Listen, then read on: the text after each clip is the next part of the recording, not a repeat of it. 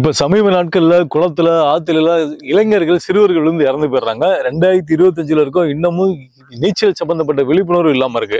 இந்த வீடியோ பாக்குறவங்க உங்க குழந்தைகளோ இல்ல உங்களுக்கு நீச்சல் தெரியலன்னா தயவு செய்து இந்த வீடியோ பாருங்க. உங்களுக்கு தான் இந்த வீடியோ. ஓகே, இந்த ஆத்துல விழுகிறதுக்கு முன்னாடி பொதுவாக நம்ம கடல்லையோ இல்லை கிணத்துலையோ எப்படி ஸ்விம்மிங் பண்ணோம்னா சிம்பிள் டிப்ஸ் சொல்ற பாருங்க.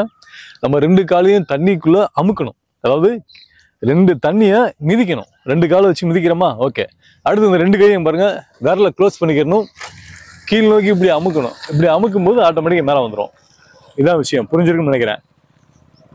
எப்பவுமே பதட்டப்படக்கூடாது. உங்களுக்கு நீச்சல் தெரியாதா வாயை மூடிக்கிங்க. குடும்ப அளவுக்கு இப்படி தூக்கிங்க, தலையை இப்படி தூக்குங்க, வாயை மூடிக்கிங்க. பதட்டப்படக்கூடாது, அவ்வளோதான். இப்படி அமைக்கிட்டு இருக்கும்போது நீங்கள் மேலே வந்துடுவீங்க, அப்படியே இருப்பீங்க. அங்கேருந்து நகர்ந்து வரணும்னா அப்போ என்ன செய்யணும்னா, இந்த பாருங்க, கால் 2யும் தண்ணிக்கு மேலே தூக்க ட்ரை பண்ணுங்க. கழுத்தை தூக்கிங்க. இதை அப்படியே போட்டு துடுப்பு மாதிரி யூஸ் பண்ணுங்க. இப்படி தள்ளும்போது ஆட்டோமேட்டிக் யாராக இருந்தாலும் வந்துடுவீங்க. இது உங்களுக்கு கேட்கும்போது ஒரு மாதிரி இருக்கும். நீங்கள் விசுவல் பண்ணி பாருங்க. ஒரு வாட்டி ப்ராக்டிஸ் பண்ணி பார்த்தீங்கன்னா, அடா ஆமாம், ஒரு சின்ன விஷயத்துக்கு நம்ம எவ்வளோ நாளாக பயந்துக்கு இருந்திருக்குமே அப்படின்னு நீங்கள் ஃபீல் பண்ணுவீங்க.